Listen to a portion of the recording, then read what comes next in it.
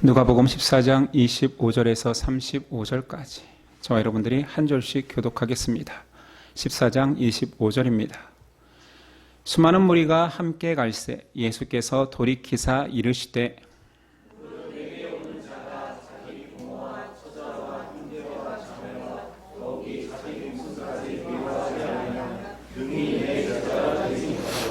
누구든지 자기 십자가를 지고 나를 따르지 않는 자도 능히 내 제자가 되지 못하리라.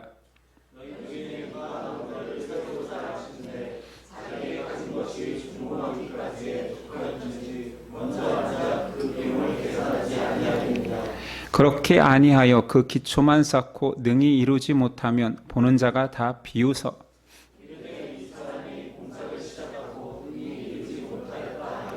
또 어떤 임금이 다른 임금과 싸우러 갈 때 먼저 앉아 1만 명으로서 저 2만 명을 거느리고 오는 자를 대적할 수 있을까 헤아리지 아니하겠느냐.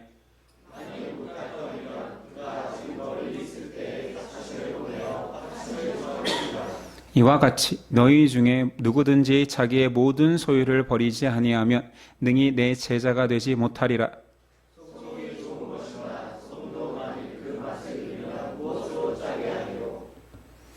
함께 읽습니다. 땅에도 걸음에도 쓸데없어 내버리느니라. 들을 귀가 있는 자는 들을지어다 하시니라. 아멘. 오늘 말씀의 제목은 제자 되지 못하리라. 예수님이 예루살렘 여정길에 올랐습니다. 그 내용은 누가복음에서는 9장에서부터 지금까지 계속 이어지고 있습니다. 오늘 말씀 25절에도 수많은 무리가 함께 갈새 바로 예루살렘 여정길에 동행하고 있는 사람들이 있다는 거지요. 지난 시간에 예수님은 종교 지도자들을 질타했습니다. 그럼에도 불구하고 수많은 무리가 따른다라는 것은 그 안에서 모르겠어요. 감동을 받았는지 시원함을 얻었는지 모르지만 아직도 많은 무리들이 예수님을 따르고 있습니다. 많은 무리가 따른다라는 것은 영향력이잖아요. 예수님이 그 많은 무리를 보고 흡족해 하셨으면 좋았겠지만 오늘 말씀에 보니 흡족하신 것은 아닌 것 같습니다. 오히려 반대로 얘네들이 왜 이럴까? 얘네들이 과연 나를 따르는 것이 지금 옳은 의도인가를 생각하시면서 많은 사람들이 다 따르고 있지만 제자 되기는 힘들 거야 라고 부정적으로 말씀하십니다. 아니 제자 되기를 긍정적으로 독려해도 모자랄 판에 왜 예수님은 부정적으로 말했을까요? 오늘 말씀에서는 부정적 화법이 계속됩니다. 뭐뭐 해라 그러면 제자 될 것이다가 아니라 뭐뭐 하지 못하면 제자 될 수 없다라고 설명하십니다. 그러면서 제자가 못 되는 실격의 사유들을 조목조목 들고 있죠. 첫 번째 제자 실격 사유는 26절입니다. 무릇 내게 오는 자가 자기 부모와 처자와 형제와 자매와 더욱이 자기 목숨까지 미워하지 아니하면 능히 내 제자가 되지 못하고, 앞에서 큰 잔치 비유를 뒤집어서 말하는 것 같아요. 거기 초대에 응하지 않은 사람들 밭을 샀다고 안 왔지, 소를 샀다고 안 왔지, 결혼했다고 안 왔지. 제자는 그 모든 사람들이 아끼고 가치 있다 여기는 것들을 미워해야 한다라고 말합니다. 아니 그냥 우리가 듣기 편하게 더 사랑해라, 더 열심히 헌신하고 많은 사람들을 섬겨라 하면 좋았겠지만 예수님은 단호하게 네가 지금 귀하다 여기는 것들을 미워해야 한다라고 말합니다. 무슨 의미입니까? 우리가 세상을 살면서 미워하라니요. 아니 가장 중요하다 여기는 가족까지 미워하라니요. 그냥 비관적으로 살라라는 말입니까? 난 이 땅에 뜻이 없어. 난 죽어 천국 갈 몸이니 이 땅에는 아무 소망을 두어서도 안 돼. 이런 것입니까? 아니면 거룩한 것과 속된 것을 구분하여서 하늘에 있는 것은 거룩, 땅에 있는 것은 속하니 나는 이 모든 세속적인 것들을 피하여서 살아야 돼. 이렇게 극단적으로 살라는 말입니까? 만약 그런 삶이라면 그렇게 살 수는 있겠습니까? 오늘 말씀에 미워하다라는 말은 원어 그대로 미워하다는 뜻은 맞습니다. 그런데 성경에서 예수님은 비유라는 문학적 기법을 사용하신 것처럼 이 말도 반어적 과장법입니다. 어렵죠? 그럼 제가 예를 들어볼게요. 제 딸이 저한테 와서 어렸을 땐 이런 이야기 많이 하잖아요. 아빠, 오빠가 좋아, 내가 좋아. 그러면 똑같이 좋아. 이건 참 부모의 그 센스가 없는 것입니다. 똑같이 사랑하지. 이러면 안 돼요. 야, 너 비밀인데 사실 아빠는 오빠를 미워해. 그만큼 너밖에 없어라는 표현인 거지. 실제로 가족을 미워한다라는 말이 아니잖아요. 여기서 예수님이 쓰신 미워한다라는 표현은 나에 대한 사랑을 세상 어떤 대상과도 비교하지 마라. 비교해서 조금 더 나은 정도가 아니라 그냥 비교조차 불가능해. 너희가 귀하다 여기는 가족? 아니 네 자신? 미워해. 죽기까지 미워해. 뭔 말입니까? 제자라면 응당 최우선 순위로 스승인 나 예수만을 떠올려라. 사랑하라라는 말입니다. 이 동일한 메시지를 마태는 유하게 표현했죠. 한번 읽어보겠습니다. 10장 37절. 아버지나 어머니를 나보다 더 사랑하는 자는 내게 합당하지 아니하고 아들이나 딸을 나보다 더 사랑하는 자도 내게 합당하지 아니하며. 되게 유하게 표현했잖아요. 야, 사랑스러운 그 새끼들 미워해가 아니라 나보다 더 사랑하는 것은 합당하지 않다. 우선순위의 태도를 말하고 있습니다. 하나님은 이 사랑에 대한 우선순위를 양보할 마음이 없어요. 구약에서는 더 노골적으로 표현합니다. 나는 질투하는 하나님이야. 아니, 나를 좋아하는 마음, 나를 향한 마음을 세상 것과 나누지 마. 나 질투할 거야. 불같이 질투할 거야. 불같은 하나님, 질투하는 하나님이라 표현하지요. 이것은 신인 동영론적 표현으로 절대자가 사람에 대한 피조물에 대한 애착 그리고 그 피조물이 절대자를 사랑해야 되는 그런 관계성을 표현하는 거예요. 그러니 제자가 안 되는 자의 실격사유의 일본은 뭐라고요? 세상 귀하다는 그 가치와 나를 비교하는 자는 결코 내 제자 되기 힘들 거야 라고 말하고 있지요.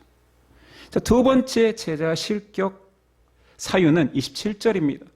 누구든지 자기 십자가를 지고 나를 따르지 않는 자도 능히 내 제자가 되지 못하리라. 알다시피 십자가는 그냥 고대 형벌입니다.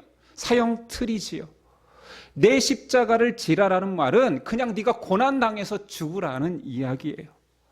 달리 해석할 이유가 없습니다. 그냥 십자가 앞에서 고통당하고 수치당하고 십자가는 그 죽음으로 끝나는 것이 아니라 채찍질부터 시작하잖아요.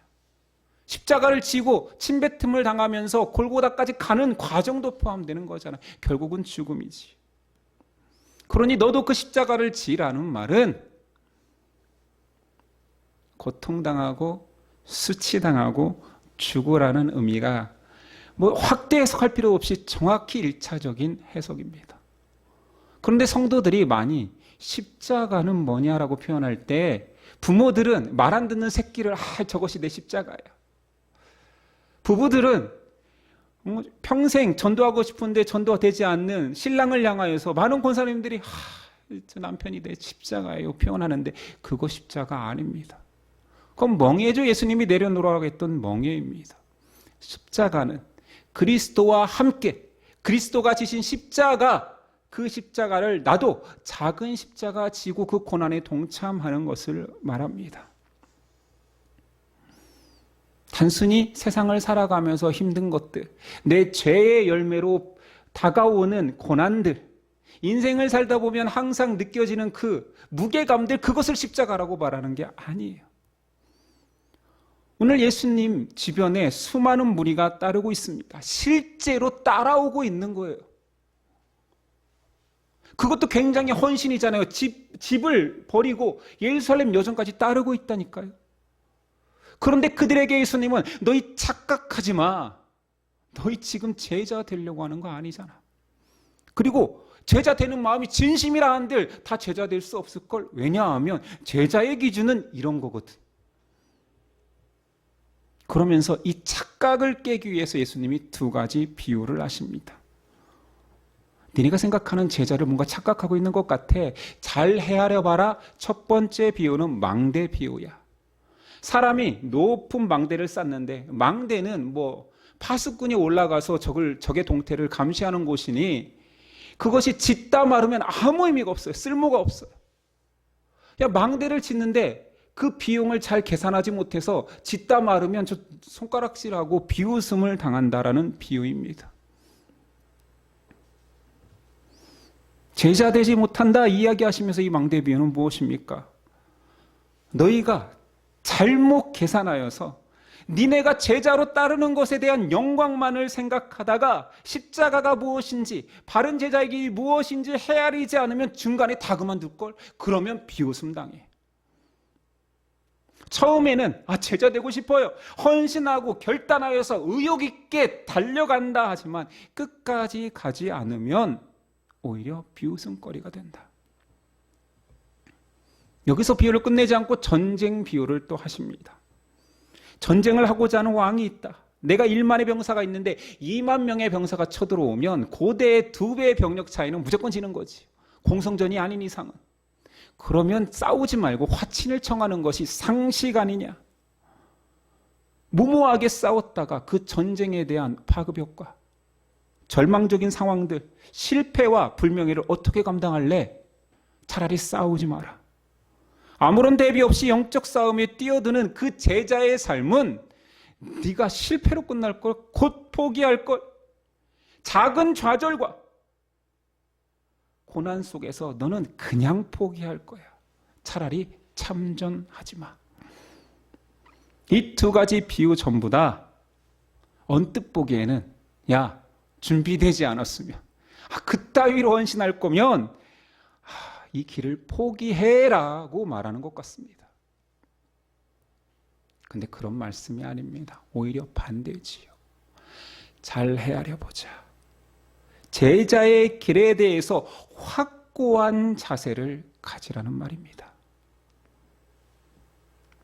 지금 군중들은 예수님과의 삶을 그냥 행복하게 꿈꾸고 있습니다. 왜냐하면 봐왔던 것들이 오병이어 같은 기적, 모든 질병이 예수님이 한마디에 다 낫는, 질병 없고 고통 없는 곳에 예수님 옆에 살면 가능하고, 종교 지도자들은 책망하였는데 그게 막 시원하고 우리의 자부심이 높아지고, 그리고 예루살렘 갈 텐데 거기는 로마가 통치하는 핵심 요지잖아요. 그곳에 가면 로마를 몰아내고 드디어 우리가 해방하고 새로운 권력을 갖게 될 거라는 기대감, 이런 것을 가지고 예수님을 따르고 있습니다. 근데 예수님은 너 잘못 생각한 것 같아. 잘못 헤아린 것 같아. 너 그러다 망신당한다. 그리고 또 틀림없이 내 뜻대로 가지 않아 이 길을 포기하게 될 거야 라고 바로 깨우쳐주고 있는 거지요. 과연 우리가 신앙생활 하면서 이런 호통이나 깨우침을 교회 안에서 몇 번이나 들었을까요? 여러분 한번 생각해 보세요. 교회에서 혼나본 적 있습니까? 저는 애매하게 혼난 적이 많아요. 모함도 당해봤고요. 근데 진짜로 나를 걱정해서 혼내는 사람은 거의 못 봤습니다.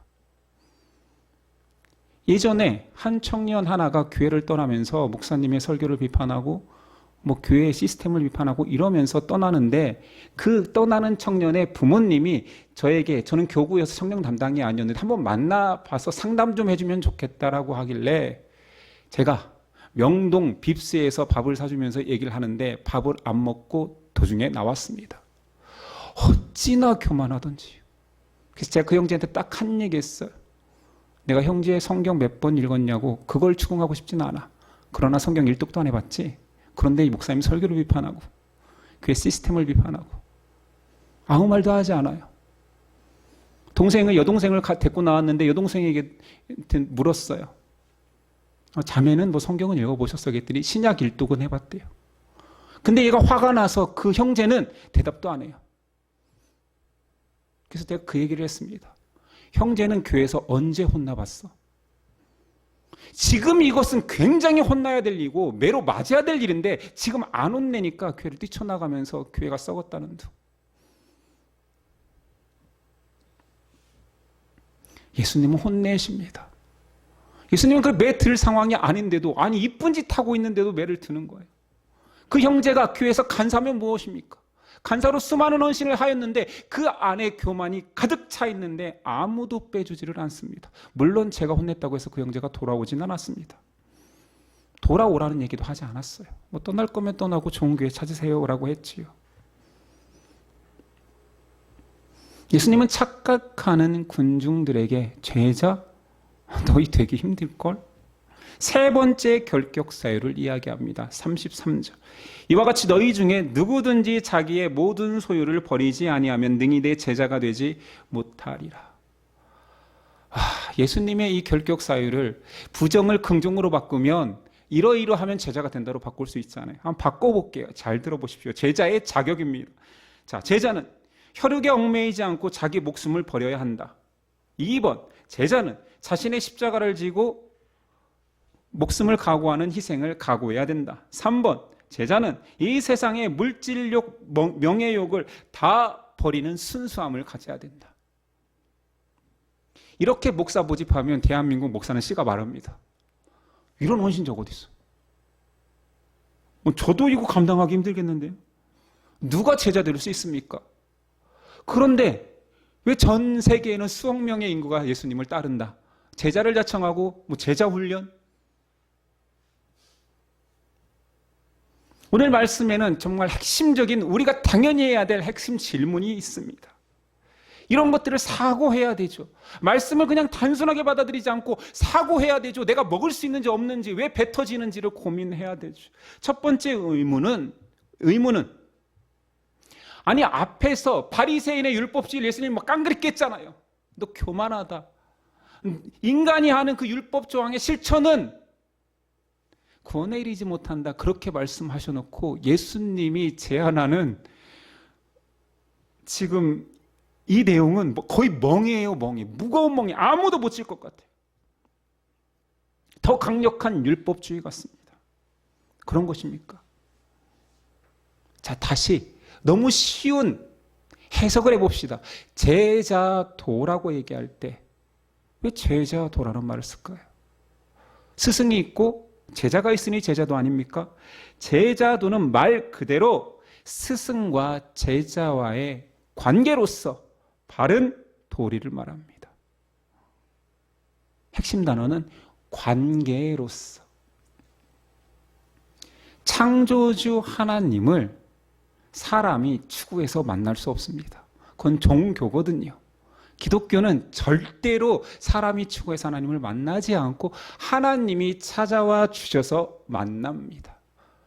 관계 형성이 하나님께서 허락하신 것, 그것을 은혜라고 하고 그 관계가 이루어졌으니 죄인인 사람을 향하여서 하나님이 다가오셨으니 이것이 은혜요.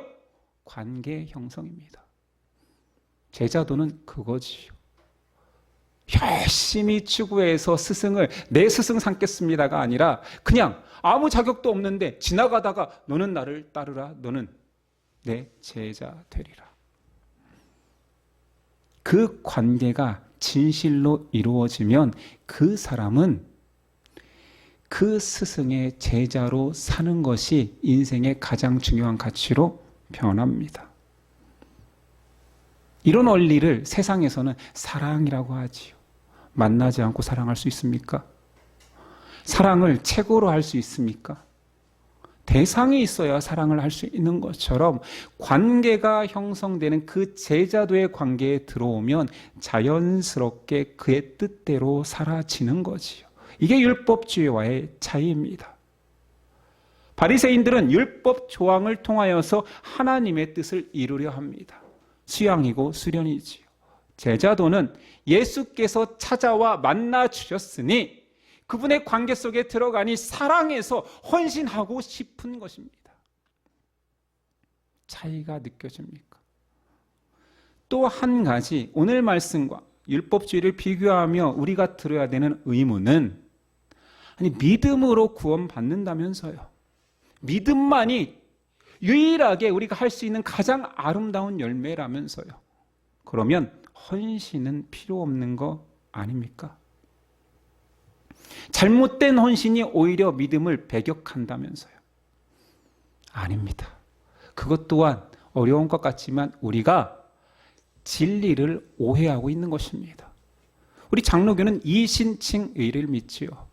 믿음으로 말미암아 거룩하다 칭함받다. 더 쉽게 얘기하면 믿음으로 말미암아 하나님이 거룩하다 칭했으니 구원받는다. 믿음이 있으면 구원받는다. 이 말은 진리입니다. 그런데 어떻게 오해하냐면 믿음만 있으면 아무렇게나 살아도 어느 순간에라도 그 믿음 때문에 구원받는다. 사실 이런 말을 만들고 이런 생각을 갖는 것은 우리가 그렇게 경계하는 기복주의보다 더 천한 거예요. 더 속물인 거지요. 차라리 예수님 잘 믿고 헌신해서 복받는다고 하세요.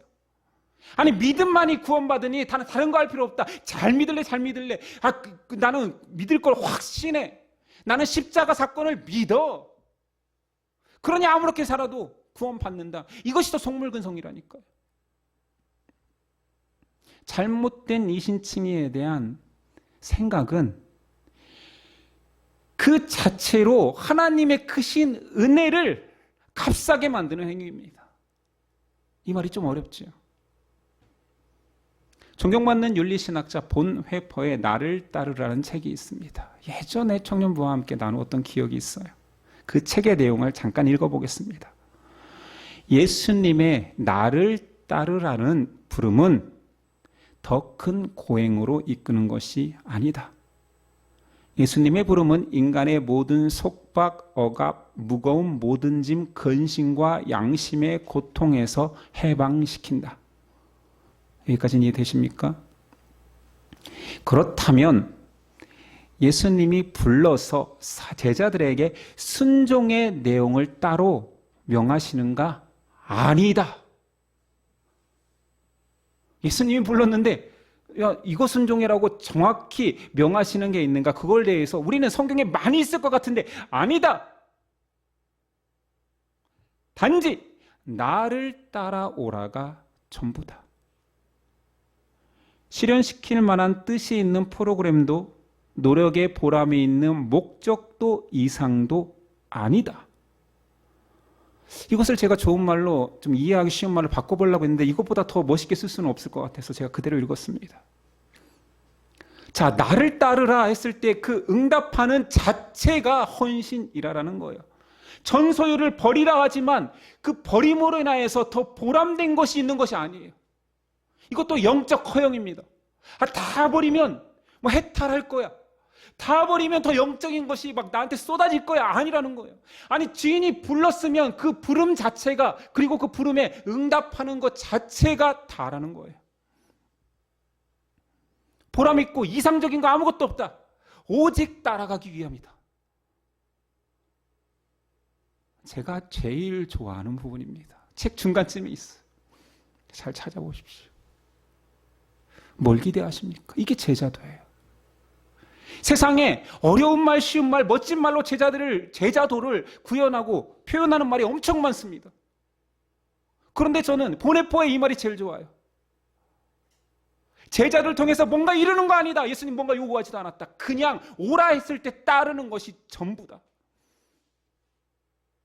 따르는 것이 전부이기 때문에 살아가는 사람이 붙잡아도, 물질이 유혹해도 의미가 없는 거예요. 그냥 따라가는 거예요. 예수와 함께하는 것이 제자도기 때문에. 얼마나 멋집니까? 제가 꿈꾸는 제자상입니다. 예수님을 따라간다라는 것, 그의 부름에 응답한다라는 것은 그의 관계 속에 들어가는 것입니다. 그분이 나를 불렀으니 나는 따를 수밖에 없는 거예요. 나를 불러준 게 은혜인데 나 같은 자를, 세리가 세금 정산하다가 나를 따르라 했더니 상을 뒤엎고 가는 거예요. 저분이 나를 부른다고? 이 선택이 나에게 최고의 은혜다. 순종은 왜 합니까? 그분, 내가 사랑하는, 나를 불러주는 그분이 명령했으니 순종하는 거예요. 순종의 이유는 없습니다. 그분이 하라 했으니. 말씀을 들으라면 듣는 거예요. 서로 사랑하라고 하니 사랑하는 겁니다.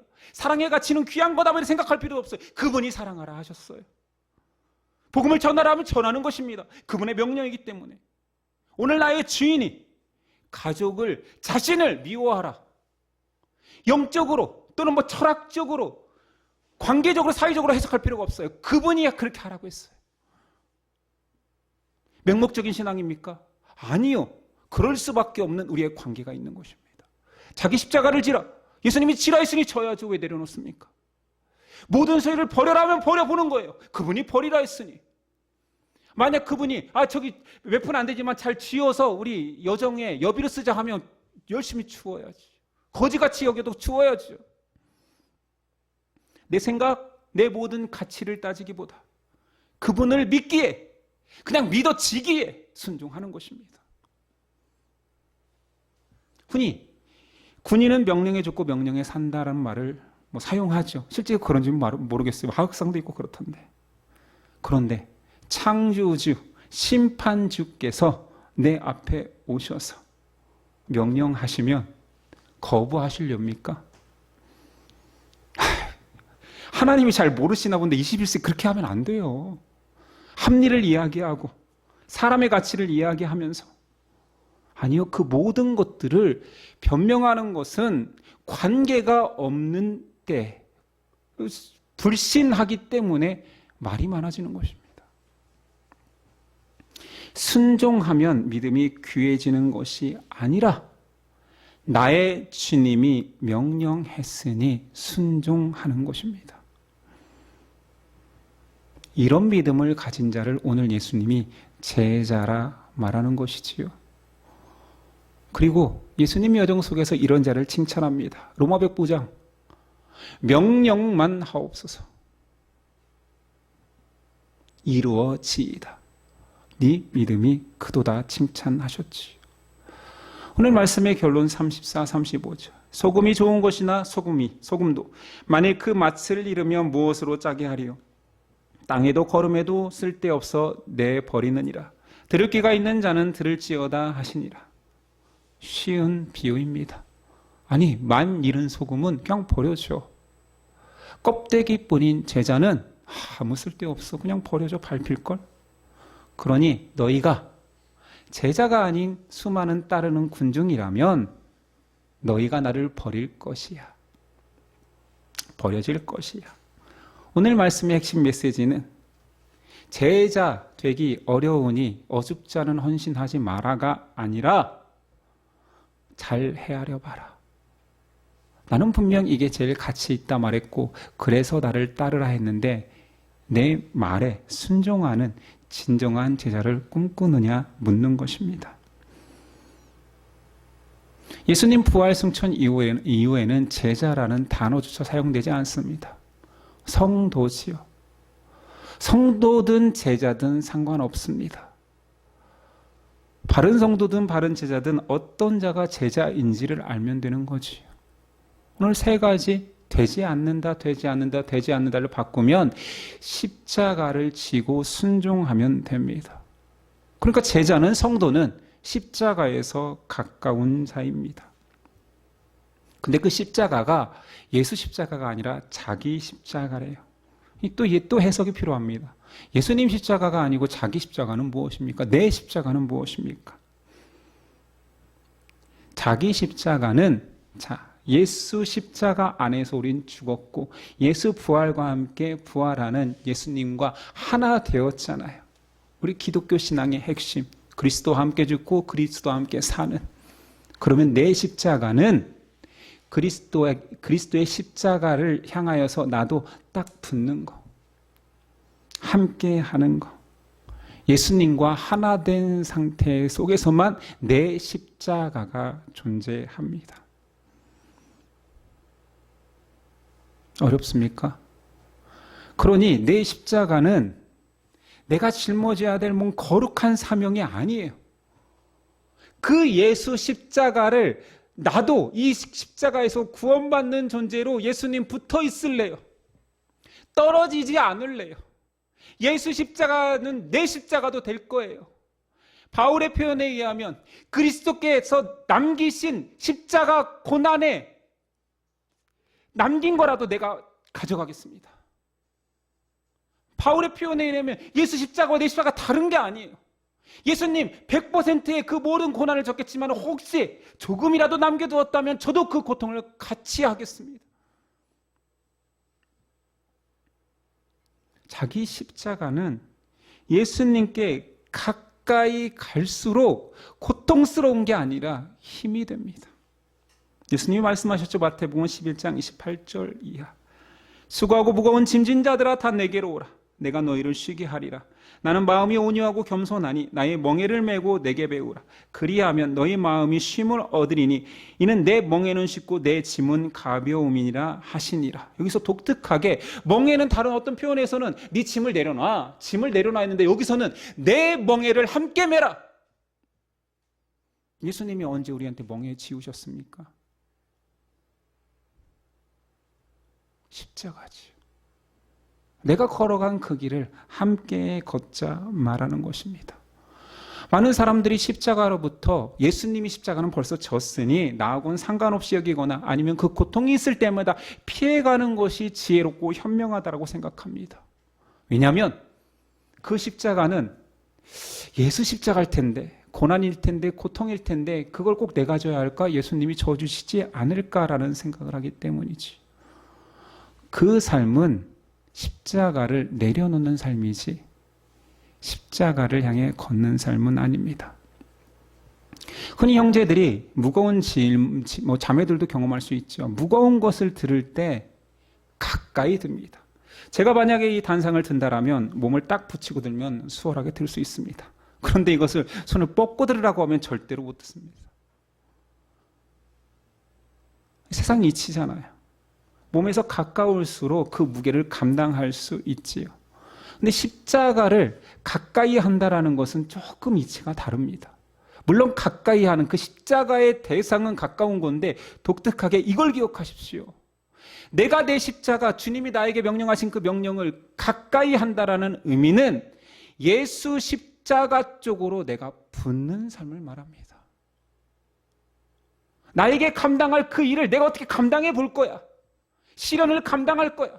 예수 전하다가 복음 전하다가 조롱당하는 거 이거 십자가지 그거 그냥 내가 잘 소화하고 예수님 저 잘했죠 칭찬받 그런 느낌이 아니라는 거예요.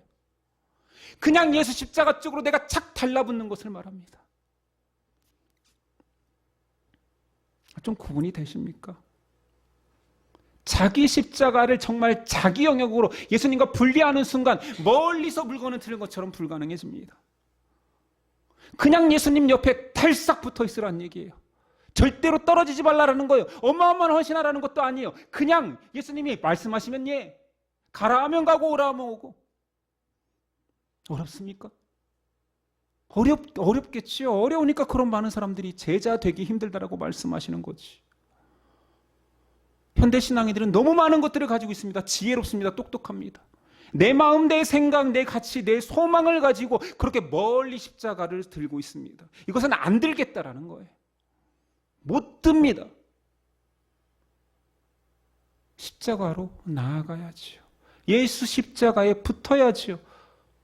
내 마음이 주 마음으로 바뀌고 내 생각이 주 생각으로 바뀌고 내 가치가 주의 가치로 바뀌고 내 소망이 아니라 주 소망으로 바뀌어야 되지요. 가까이에서 주님의 마음이, 주님의 소망이, 주님의 생각이 무엇입니까? 계속 알고 궁금해하는 자가 제자인 것입니다. 그러니 내 십자가를 지는 삶은 순교하라라는 거창한 것이 아니라 예수님을 가까이 하는 삶이 십자가의 삶입니다. 멀어지는 것은 교회 안 다니고 예배 안 드리는 것이 아니라 내 가치가 커지고 내 힘으로 뭔가를 해드릴 수 있다는 것이 십자가를 들기 싫은 사람들의 모습입니다. 자, 그렇다면 예수님께 다가가면 우린 뭘 할 수 있고 뭘 해야 됩니까? 다가가서 뭐 하겠어요? 예수님 그냥 껴안고만 있으실래요? 예수님께 다가간다라는 것은 예수님의 삶을 내 삶으로 받아들이고 배운다라는 얘기입니다. 다가가야지 예수님 속삭이는 소리도 다 듣고 순종할 수 있는 거지요. 무슨 이야기를 저에게 하십니까? 예수님의 명령이 내 삶의 지침이 되는 것입니다. 근데 예수님의 말씀에 관심 없는 자가 십자가를 진다, 선교를 나간다. 그거는 십자가가 아니라 멍에를 멀리서 생색내면서 들어보고 힘들었으니 나 위로해달라는 어린아이 투정밖에 되지 않습니다. 오늘 말씀 예수님 제자 되기 힘들다라고 말합니다. 예수님께 친밀하게 관계성 속에 들어와 그분의 말씀에 순종하고자 하는 자들이 없을 거라고, 적을 거라고, 수많은 군중은 그들이 못 될 거라고 말씀하십니다. 이것은 포기시키는 말씀이 아니라 진실로 나를 붙들어 보겠니라는 강력한 권면입니다. 우리는 그 권면으로 받아 나를 따르라 했을 때 예수 주님 저를 불러주셨으니 감격하여 제가 따르겠습니다. 내 인생의 목표는 예수님 가까이에서 예수님 음성을 듣는 것이 내 인생의 가치입니다. 고백하는 저와 여러분 되기를 소망합니다. 기도하겠습니다. 주님, 피 묻은 십자가를 멀리하고 싶습니다. 주님이 다 이루셨다 했는데 왜 저보고 가까이 오라 하십니까? 헌신하지 말라 했으면서 왜 더 큰 헌신을 요구하는 것 같습니까? 이 모든 의무는 제가 예수님을 못 만났기 때문은 아닙니까? 눈과 눈이 마주하여 내 심령에 속삭이는 예수님의 사랑을 못 들었기 때문은 아닙니까? 예수 믿는 자, 예수 따르는 자, 예수 사랑하는 자가 되어야 할진데 교회 다니는 자로 살고 있지는 않습니까?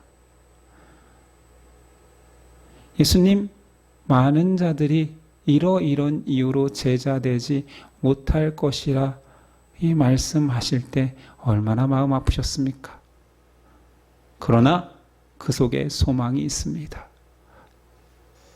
내 사람들 중에 이런 것들이 너무나 자연스럽고 당연하게 행하는 자들이 나올 것임을 또한 보셨을 것입니다.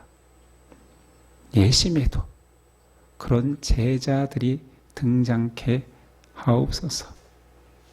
여기 있는 자들이 그 감격적인 내가 주님을 따릅니다 고백하는 자들 되게 하옵소서. 기대하오며 예수 그리스도의 이름으로 기도드립니다. 아멘.